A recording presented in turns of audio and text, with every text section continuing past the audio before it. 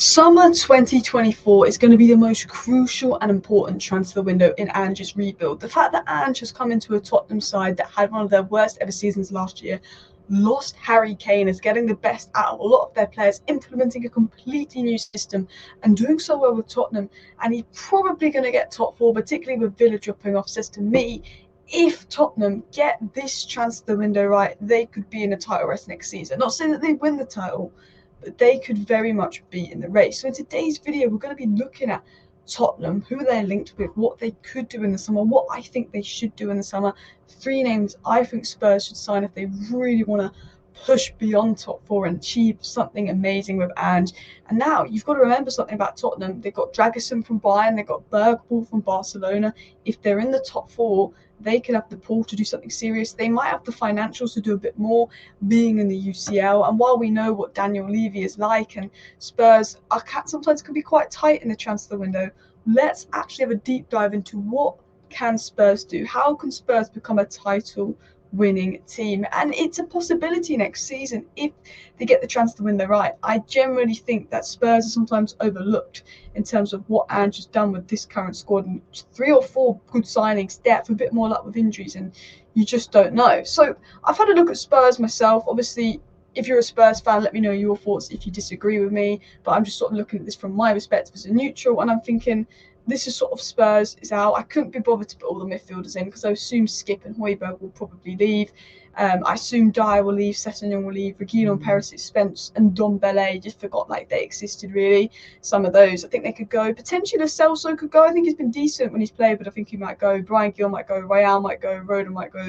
Tanganga might go. I put out the players that I think might go because I think actually weirdly, the most important thing Spurs can really do this summer is get those outs, get a lot of players out, because they have a lot of players that just aren't good enough on that list that they need to get out to give them the freedom and the funds and the space to really bring in new players.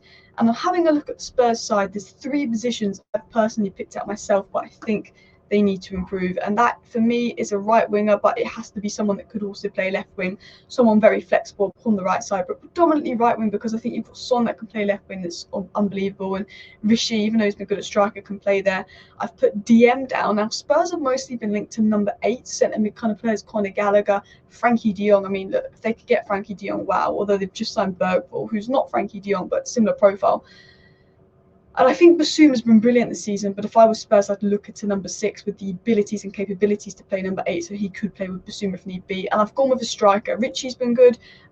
Son's obviously been doing really well there, but let's be honest, I think they do need a striker. And then if the funds is left over, I'd be looking at left centre back, maybe something like that. I know Dragison's coming, but maybe some proper cover because Dyer's going to go for Van der Ven as well. So let's dive into who should Spurs sign, starting with what I actually think is the most important, and that is getting a proper winger in, someone that can play right wing, someone that can also play left wing. And I've got a number of wingers up here, and this is even including other players like Kvaratskhelia that I think a lot of Spurs fans that I know are saying they wanted. But I was trying to look at realistic wing options. You've got Kubo, you've got Bakayoko, you've got Elisa, you've got Neto, you've got Sule, you've got Nico Williams. And I'm looking at Ange. He's an attacking philosophy. He needs a direct winger. They need someone that's quick, someone that's happy to run in behind, but also someone versatile to play across the front 3.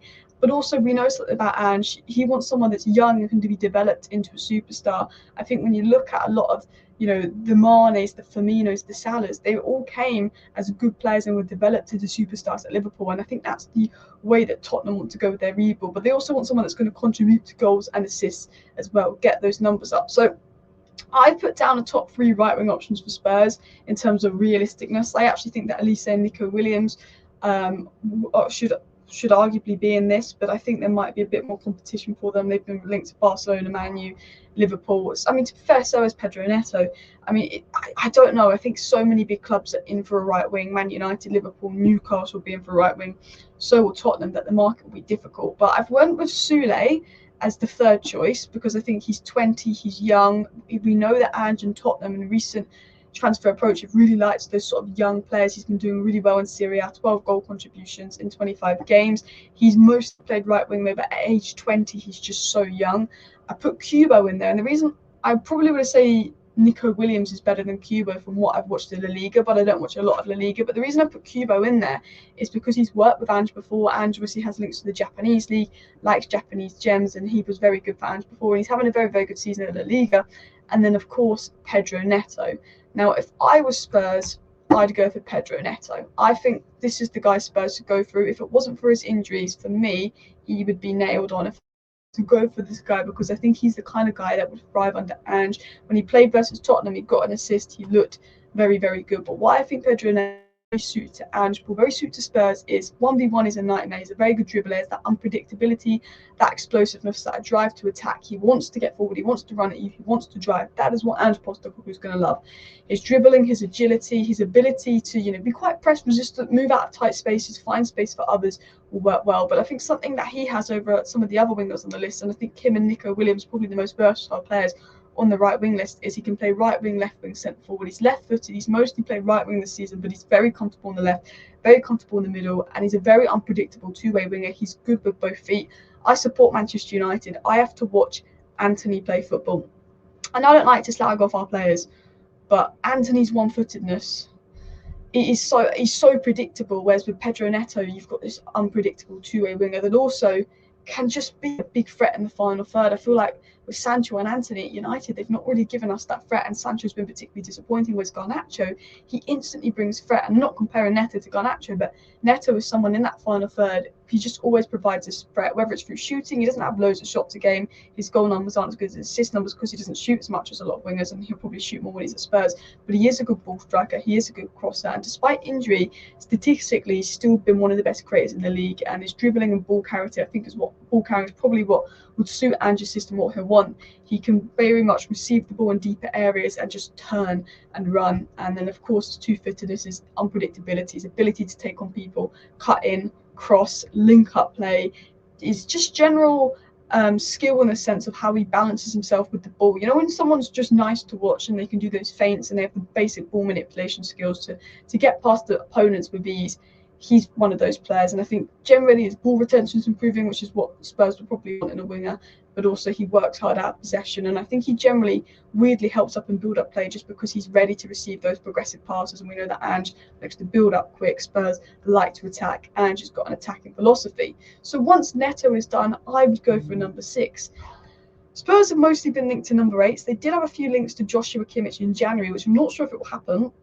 But I think he would be a decent experienced option to come in. I think with the 6 market being quite dry and his versatility to play anywhere and Spurs' depth and numbers, I mean, Kimmich would be class. They've been linked to Conor Gallagher. They've been linked to Frenkie Jong. Frenkie Jong would be world class for Tottenham. Conor Gallagher, I think, would be decent, but if they were getting him in January, I'd say fair enough. If you're getting him in the summer when more people are going to be available, I would look elsewhere from Conor Gallagher. I don't think he's a bad player. I think Ange would get the best out of him. But I think they need to look at a 6 that's going to give them defensive cover, but also a 6 that's happy to play as an 8, because I think he'll want Basuma to play 6 some games. Ange loves Basuma. He's been very good. So I've had a look at it and said, well, they definitely need someone that can give a bit of cover for Basuma, because I think Benton goes better further forward. I think Sarr's better further forward. Højbjerg will go, Skip will go. Spurs do concede high amounts of XG. They do struggle to see out games. For me, they've not really been linked to 6, but I think they should be going for number 6s. These are names that could happen. These are just general names that have been thrown about, could be available in the summer. If I was Spurs, I'm going to go with Mats Wiefer. 24 years of age, been fantastic in the Eredivisie. One of the reasons I've gone with him is just because I've watched him a bit more than some of the others in terms of doing a bit of analysis when he was linked to United. But he really, really impressed me because he's just a great duel winner. He's one of those guys who's just got that long legs, those big frame where he just wins his ground duels, his aerial duels. It's hard to get by him. It's hard to beat him. He's tall, he's strong. But something that Ange will want is he can cover a lot of ground. Ange's style of football is so intense. It's such a high-intensity style of football. He demands a lot of his players, which might be a result of some of Spurs' injury worries this season. And this is the guy that's got the stamina, got the legs to, I think, really work in an Ange Postecoglou high-intensity system. And I think defensively, although he's a six, but I wouldn't say he's a lone six. I think he's got a very good IQ and a good reading of the game, very good high interception numbers. I think that he would work well with a Sam Maddison dynamic. I think he would work well with Basuma because he's a very aggressive number six that loves to push forward. He's a bit of a 6/8, and I think him and Basuma could work well with Ange was playing maybe a bigger team and wanted a bit more defensive stability. One could push forward where the other stayed back. And I think his ability in possession, he's not the most technically gifted player, but he's a lot better than a lot of number sixes out there, again, would work under Ange. And I think just his frame, his ability to cover mass amounts of ground that Spurs leave and make themselves vulnerable to opposition counterattacks would improve Spurs in that sense. Sort of looking at his percentile numbers there, decent when it comes to ball progression and carries, good at moving the ball forward, suits high intensity football. Yeah, it's nothing crazy in terms of some of his technical stats, but they're still very, very good. And he's one of those, when you watch him play, that he's very convincing. Amadou Onana has been one that's been heavily linked. Amadou Onana and Matt Sweefer, the two that were heavily linked to United, also linked to Arsenal. But I thought Matt Sweefer was a little bit better than Amadou Onana. And then the last position I think Spurs should address, and to be honest, I think they should also look at left centre-backs like Inacio, like Branthwaite, if the budget is there. But I think because they've got Dragusin in, I'm going for a striker over left centre-back, but I do think they will need a bit more depth there, even though they have three solid centre-backs, is striker. And obviously the striker market's difficult because a lot of teams want striker. You've got to think what's going to suit Ange's system, what's sort of realistic. And I've gone with names that I think are somewhat realistic for Spurs in the summer. And I've taken a risk. I think Spurs should go for Gonzalo Ramos. People might say, look, not Premier League proven. Should they be a bit safer? Could they go with Watkins? And Gonzalo Ramos hasn't had the best season at PSG. 7 goals in 1,000 minutes isn't awful, but it's not the best. PSG don't want to keep him after the loan. But last season, 27 goals and 12 goal contributions. That's 39 goal contributions in 3,400 minutes. That is a goal contribution a game. He was unreal for Portugal. He was unreal for Benfica. And I think Ange could get the best out of Goncalo Ramos. I think Goncalo Ramos would be a brilliant striker under Ange Postecoglou. He was someone that I wanted United to sign. I actually wanted United to sign Goncalo Ramos over Højlund. Happy we signed Højlund now. He's been fantastic. But I think Goncalo Ramos has all the attributes and traits to be a top player if developed properly. What can Ange do? Get the best out of talented players. But why I think he's more suited to Spurs, and I saw Spurs fans talking about Vlahovic. This guy, I think, is way more suited to Spurs and Ange Postecoglou's style of play than Vlahovic because he's a very good presser. He's an elite presser. He can make runs in behind, and he's a very versatile player that can link up with the forwards, move around, very movable, hard worker, and very tactically aware. Not only that, I think he has a great box presence. He's a great finisher. If you've got Neto coming in with service, putting in net crosses, because Neto's an unbelievable crosser. Neto, I think, would probably be top of the assist chart if he didn't get that big injury.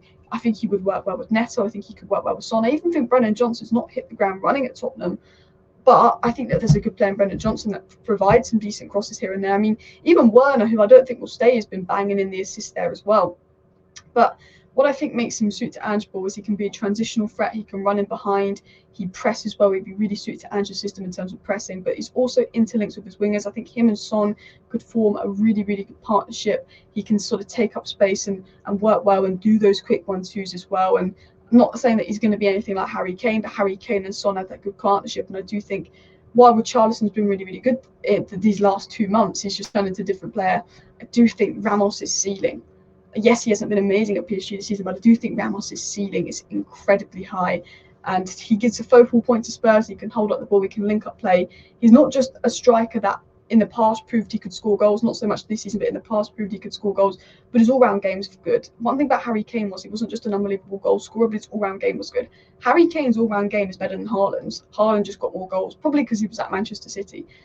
Goncalo Ramos, I think, his all-round game is really good. His ability to drop deep, link up play, do all of those things. And I think there's such a good player in there. And maybe it's a risk because he hasn't hit the ground running at PSG. But, you know, Núñez came from Benfica to Liverpool. And I do think Darwin Núñez, although he's a bit of a meme for missing chances, is a good player. And I do think Ange Postecoglou could turn this guy into a very, very special player. So they're the 3 signings. If I was Tottenham Hotspur, I'd be looking to get in the summer as part of a rebuild. Trying to be realistic, because I can't see Daniel Levy getting more than 3 solid signings in. Spurs fans, let me know down below who you would get. But I think if you get this summer right, you can push big.